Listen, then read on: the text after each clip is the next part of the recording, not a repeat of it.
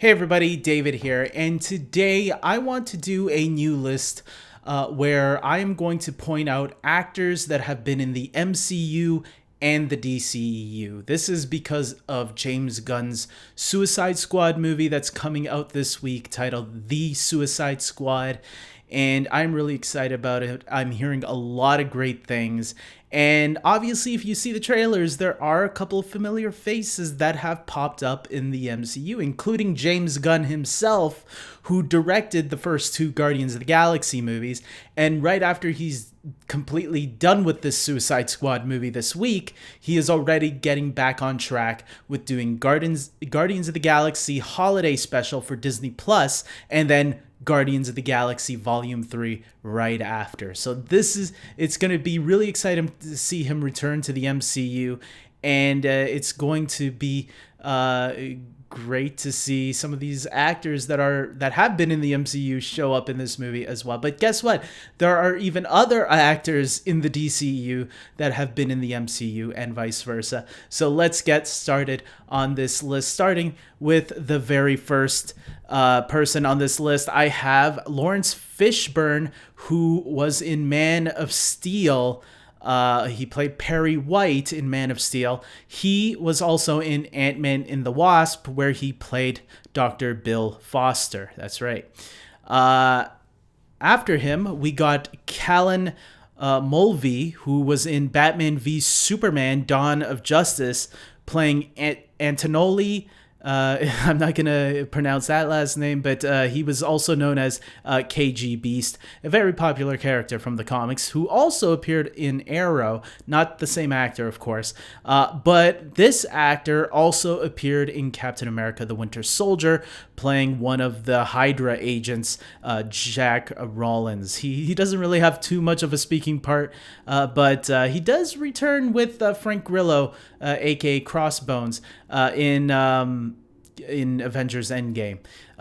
So there you go. After that, we got Scoot McNairy, who was also in Batman v Superman: Dawn of Justice, who played Wallace Keefe.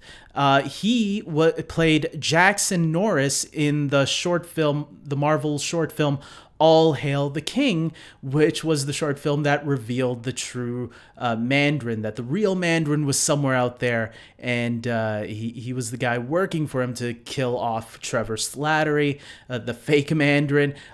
Could we see Scott McNairy return in Shang-Chi and the Legend of the Ten Rings? That would be a nice little cool connection to the short films, since we really haven't had a big connection, but we do know that Marvel does consider those canon, because if you watch the recent Agent Carter special thing on the Marvel Studio Legends, they even show a little bit of the Agent Carter short film, some clips in the recent Peggy Carter thing that they just released. So there you go. Moving on, we got Wunmi Masaku, who played Kahina Ziri. I think that's how you pronounce the name. She was in Batman v Superman: Dawn of Justice. She was the woman that thought Superman should be brought to justice, should pay for what he has done, that she feels that Superman gets let loose on a lot of things just because he's all powerful. She was the person that got that ball rolling. And she was also in Loki recently as Hunter B-15, so that's pretty cool. We also got Kenneth Choi. We'll start with his Marvel counterpart in this one. He played Jim Morietta in Captain America: The First Avenger. He also played Principal Morietta in Spider-Man: Homecoming, the grandson of Jim Morietta from World War II. So that's a pretty cool connection right here. He was also in the original Suicide Squad movie in a small little role, but still, it's a pretty nice little... I actually couldn't find any pictures. That's why I'm not showing anything from that movie. But yes, so he had more success in the MCU, but whatever. Moving on, I have Edwell Okay, I'll call him Mr. Echo from Lost. He played Elgrim the Curse in Thor the Dark World, but he was also in the original Suicide Squad where he played Killer Croc. So there you go. I guess he likes that prosthetic makeup process going on there because, yeah. David Harbour, who was recently in the Black Widow movie as Red Guardian, was also in Suicide Squad as Dexter Tolliver, one of the FBI, or he was like working for the government with Amanda Waller and thinking, I don't know if it's a good idea to get villains to be heroes, but whatever, he went on with it. So there you go.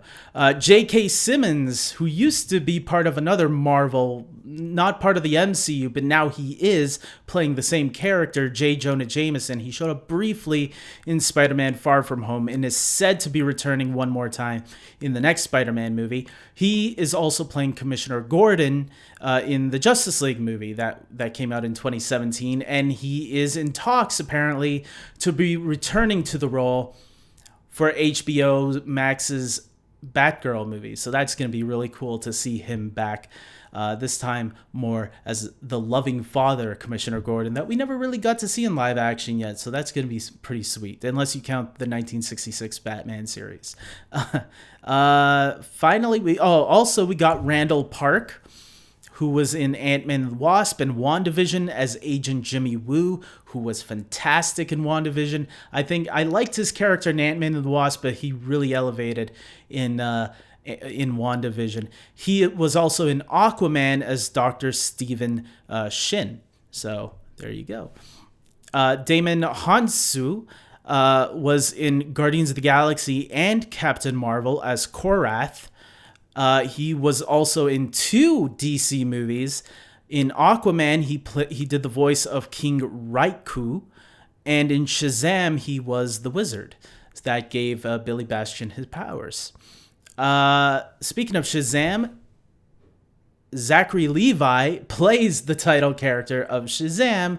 He was also in a forgettable role that he'll say himself in Thor the Dark World and Thor Ragnarok as Fandral. And the reason I say forgettable is because right in the beginning of Thor Ragnarok, the Warriors 3 are just killed off.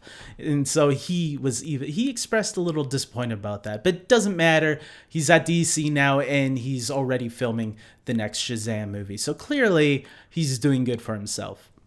After that, we got Taika Watidi. In Thor Ragnarok, of course, he plays Korg. He is also the director of Thor Ragnarok and will be returning as the character of Korg and directing for Thor Love and Thunder. While he is in the Suicide Squad movie directed by James Gunn, playing the role of Ratcatcher. So, according to IMDb, anyways, I don't know how true that is because we haven't even seen him in the trailers. But okay, I'm looking forward to seeing whatever he's doing in this movie. I can't wait. It's Taika Waititi, so there you go. Another person in the Suicide Squad is Sylvester Stallone as the voice of King Shark. Now, if you don't remember, Sylvester Stallone had an on-screen appearance in Guardians of the Galaxy Volume 2 as Stakar Ogard, who was one of Yondu's old friends. So there you go. Nathan Fillion, who's going to be playing TDK in the Suicide Squad movie, had a very small cameo role in the first Guardians of the Galaxy movie as a monstrous inmate. So there you go. Michael Rooker, speaking of Yondu, was obviously in Guardians of the Galaxy. He will be in the Suicide Squad movie as Savant. So it's going to be great. Apparently, he's James Gunn's Lucky Charm. So James Gunn apparently likes to try to put Michael Rooker in a lot of his movies. Next up is David Dastmalchian. He is very well known. He's been in a lot of comic book movies and television shows, including Arrow, The Flash, Gotham. Obviously known for Ant-Man. as Kurt, one of Scott Lang's three friends in the two Ant-Man films. He will be playing Polka Dot Man in the Suicide Squad. So there you go. Idris Elba, who played Hamdall in the Thor movies, all three Thor movies, as well as two Avengers movies. He had a little cameo in Age of Ultron and a cameo in Endgame. He will be playing one of the main leads, I guess, of this movie, maybe. Bloodsport. The trailers are at least making it out to seem that way. Bloodsport, he'll be playing in the Suicide Squad movie. So that's going to be really cool to see him. Finally, Sean Gunn. Sean Gunn is in Guardians of the Galaxy. He is the brother of James Gunn. He played Kraglin in the two Guardians of the Galaxy films, but he also is the person who is on set for Rocket, because sometimes Rocket and Groot, because they're CGI characters, they need stand-ins to stand there for the actors to interact with. So Sean Gunn will be kneeling and stuff even while walking. It's actually funny if you can find footage of it, of Sean Gunn as Rocket on set of like Endgame. He's like crouching on the floor walking with all these big stars like Chris Hemsworth and Robert Downey Jr. and Scarlett Johansson walking beside him. And he's like on the floor. He gets to play Rocket while he's also going to be in the Suicide Squad playing Weasel. And according to IMDb, he's playing another character, but I'm not going to reveal that character because I think it's a pretty important character, and I don't want to spoil it for anybody that doesn't know. If you want to find out, go to IMDb and check it out. But Weasel is the one that we all knew already that he was going to be playing. So that's pretty cool. There you go, guys. That's like 18 actors, 19 if you include James Gunn himself, that have been both part of the MCU and the DCEU, which is funny because both of them right now are going to be playing with the multiverse. Obviously, Loki started setting that up. And on the DCEU side of things, we already know that the Flash movie with Ezra Miller is going to be playing around with the multiverse, as we know that Ben Affleck is going to be returning in that movie, as well as Michael Keaton. 2 Batmans for the price of 1 Flash. That's going to be awesome. So with that being said, guys, I want to plug in my Patreon supporters. These are the people that support this channel, and I have to thank them very much. Their support is very much appreciated, and we live in tough times right now, and the fact that there are people that are willing to help support this channel and want to help see me grow, I really have to thank them for that. So there's a $5 tier and a $10 tier, and basically they both offer the same thing. It's just the $10 tier is more there for generosity. If you can help a little bit more, it would be really much appreciated, and maybe one day I'll update it and add something to that. I'm already thinking of maybe fan commentaries, maybe once a week doing a fan commentary for movies and posting them up there exclusively. I don't know, maybe it's just something to think about. Something, yeah. If you can, it would be very much appreciated. If you can't, the least you can do then is at least like this video. Please subscribe to my channel if you haven't already, and just share a link to this video. Maybe other people want to know about how many actors have there been in both the MCU and the DCEU?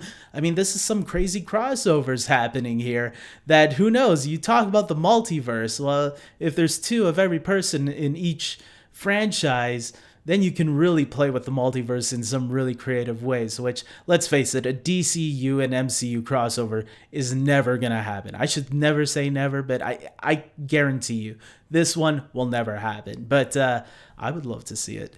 With that being said, guys, I hope you like this video. Please comment below and tell me which of these actors do you think that you found interesting that have been in both franchises. Are you surprised that there are 18 people? Do you want to see other actors from either franchise fly over to the next one? What about Robert Downey Jr. joining the DCEU? Or Ben Affleck crossing over to the MCU. I know I want to see Henry Cavill get the respect he deserves, and I want to see Henry Cavill jump over to the MCU because I know Kevin Feige will treat him like a king. So, that being said, until next time, everybody, take care.